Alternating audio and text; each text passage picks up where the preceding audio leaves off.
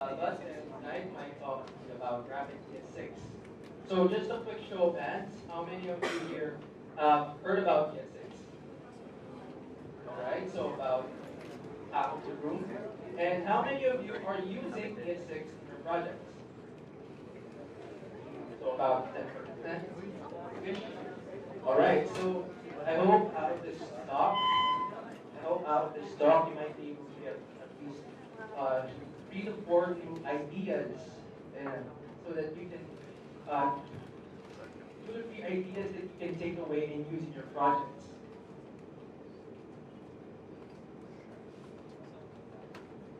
So a brief background about me. So yeah, I actually a brief disclaimer: I don't have a background in computer science. I actually graduated with a health science degree way back in 2014, and right now I'm working in the field of clinical research.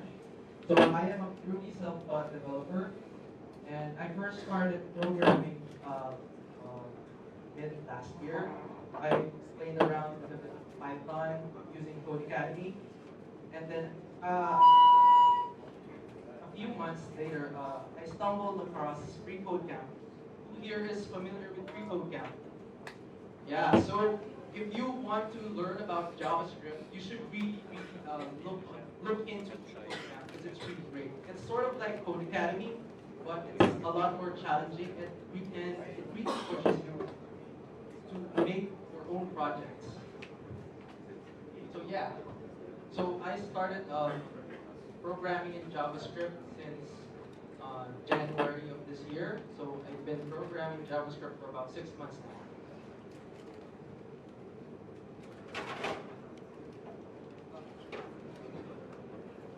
So I hope, since I don't have a technical background, I hope I don't insult your intelligence somehow.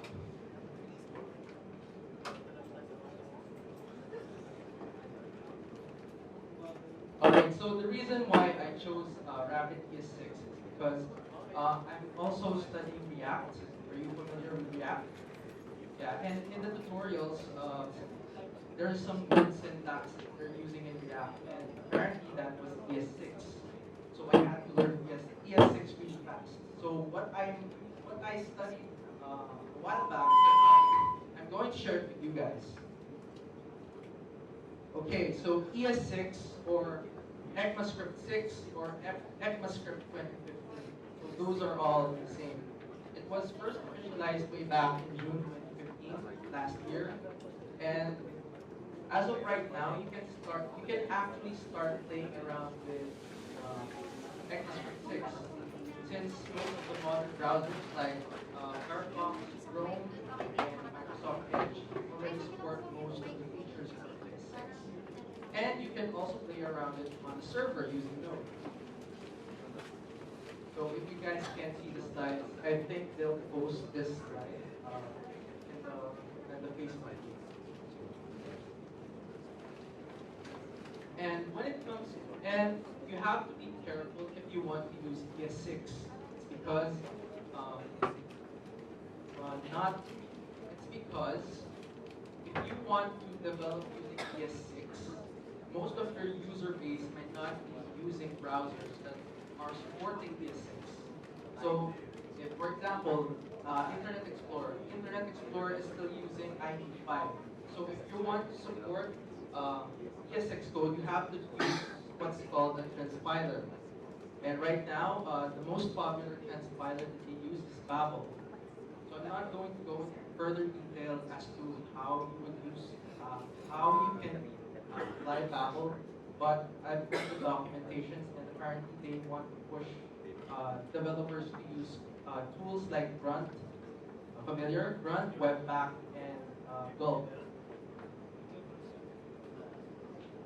Okay, so they added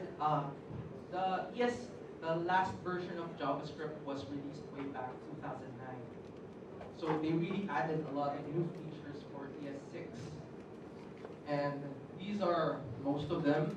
Although I won't be discussing all of them actually.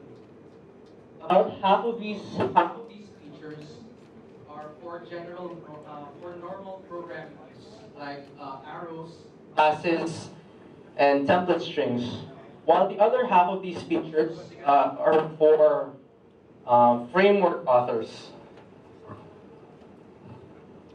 And for today's talk, I'm going to talk about the features that are highlighted.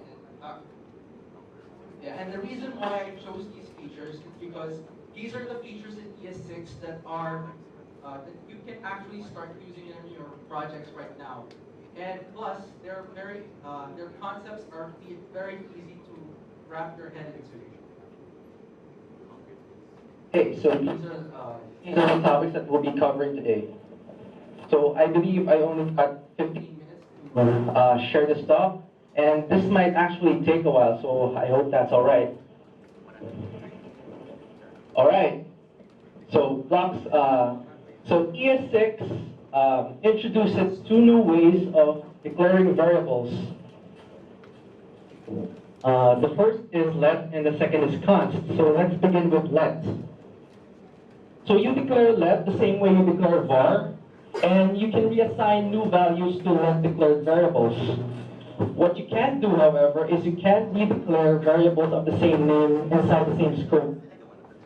Even if you use var keyword, it would throw an error. So if you tried redeclaring new variables, it would throw an error. Okay, got it? Yeah.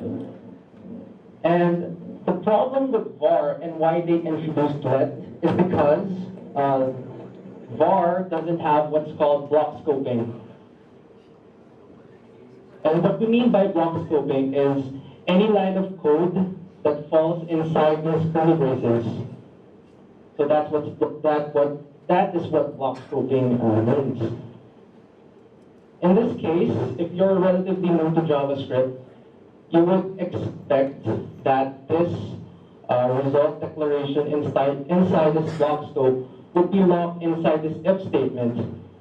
But since var doesn't have block scoping, this result variable will overwrite the result variable outside in the global scope.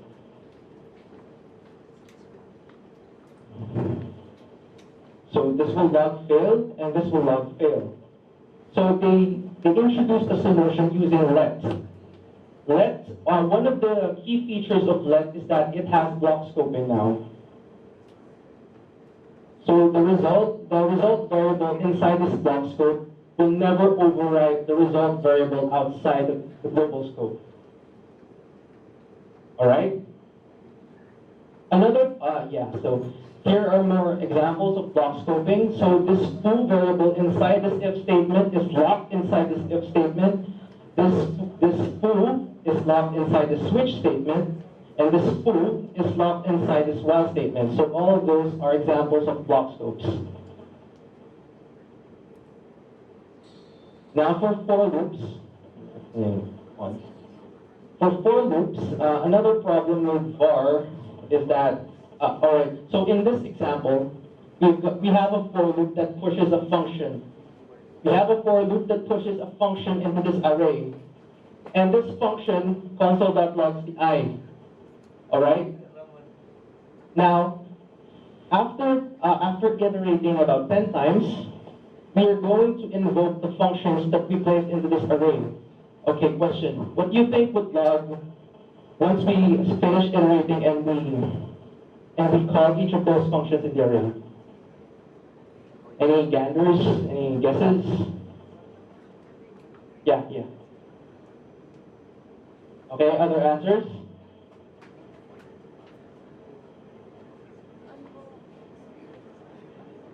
No, you have to remember that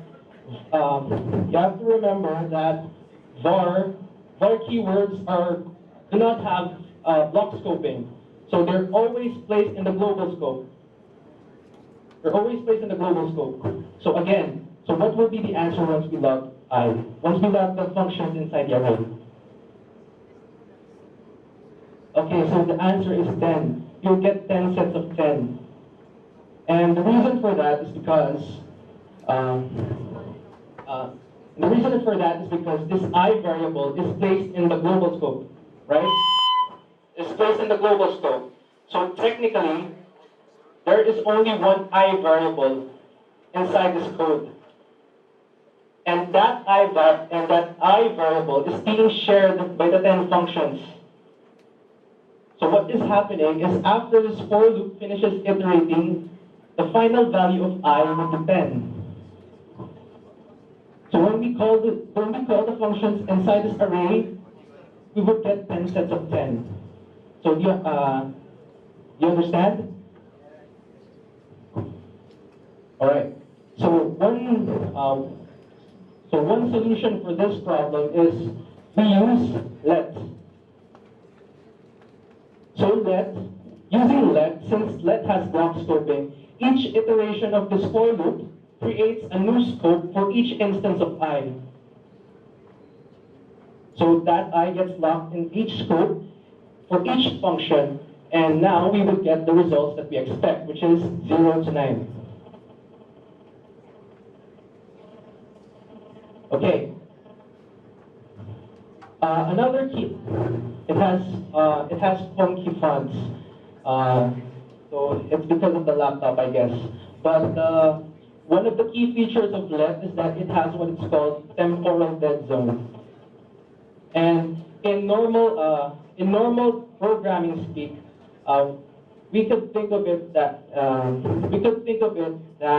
let doesn't have hoisting. Familiar with hoisting? Okay. So what hoisting is that this var names. When JavaScript compiles this code, this var name is hoisted to the top. So what that means is even if you declare the var before the console.log, this console.log will have access to name, and that's because this gets hoisted to the top. Okay, now you get it. Okay, so with let doesn't have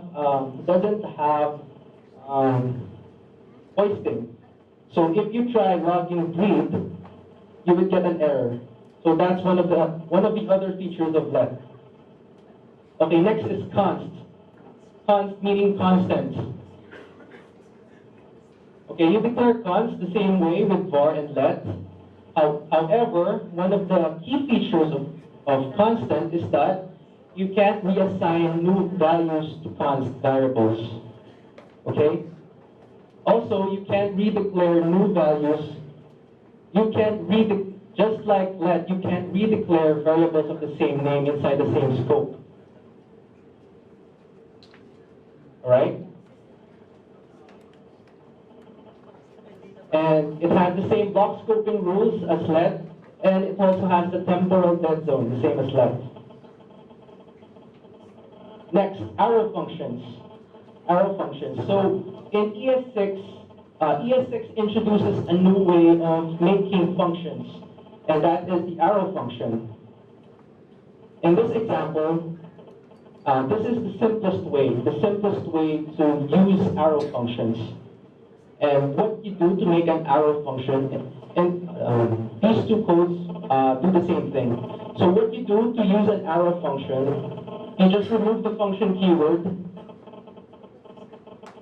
and then after the parentheses for the parameters, you put this arrow, this fat arrow key, this fat arrow characters, which is symbolized by the equal sign and the greater sign character. After which, you can remove the return keyword, and you can also remove the curly braces.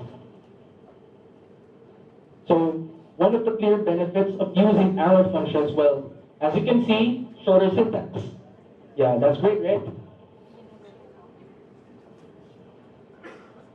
And there are rules whether you want to remove the parentheses or remove the brackets, the curly braces in the function body.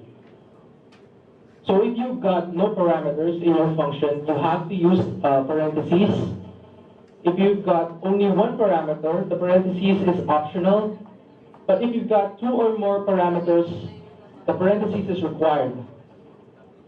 Okay? Now for the function body, You can choose to retain the curly braces, but if you remove the curly braces, you are implicitly telling JavaScript to return the function inside this statement right here. But if you choose to retain the curly braces, you have to explicitly tell JavaScript to return the result of that function body. Okay, so here's another key feature that they added with arrow functions. So we've got a person object which has the name of Jake and has the movies array. And it also has the getMovies method, which has a callback function, which loops through the movies array and console.logs the name. Now there's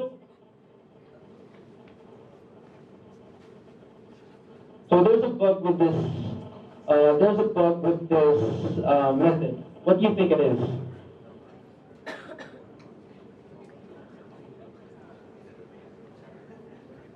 All right, I'll tell you. The this.name, this in the callback function isn't referring to this person. It gets thrown out of scope. So two solutions in ES5 is they use bind. You bind this callback function to this person object, and the other is you use self equals this. Are you guys familiar with this? Yeah. Another solution with ES6 is through arrow functions. And the reason why, and this looks very similar to the function that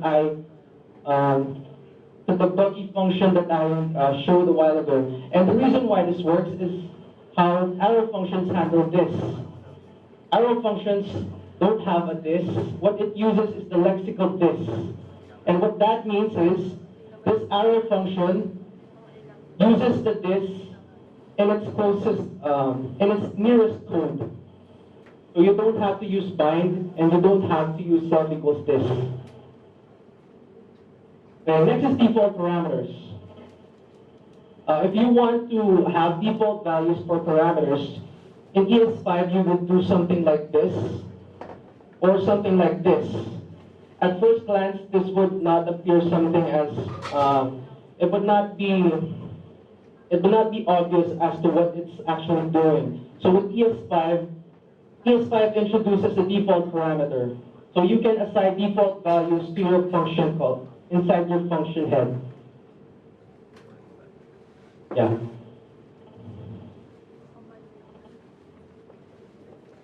So you can also use variables as default parameters. So in this case, we have an x outside the function body, and we use that as a default parameter. And you can also use method calls. So in this case, we have a function. If we're not passing any arguments, it would call this function and return it and use it as a default value for this function call. Okay, rest and spread. So in this case, so in this example, so rest parameters. In this function, we, for example, if we have a function that accepts an arbitrary number of arguments, we have this function which the only way to access the arguments would be to access the arguments object. So we have to loop through the arguments object, and actually in future versions of JavaScript, this arguments object will be deprecated. That's why they're going to use that's why in the future versions of JavaScript, we're going to have to use what's called rest parameters. So what rest does, the syntax for rest is this triple period. Okay, this triple, and what this triple period syntax does is it bundles up all of the arguments and puts them in an array. So that's what that does. So unfortunately, since due to time constraints, unfortunately, we have to cut this short. So in summary, we discussed about new ways in declaring variables, let and const, a new way in making functions, which are arrow functions, and using default parameters, and using what's called rest parameters in order to access arguments which don't have parameters inside of them. So I was actually about 3/4 of my way through. So I hope you got, yeah. So I hope you learned a lot today. I hope you had, you took away about 2 to 3 ideas today. Okay, so thanks.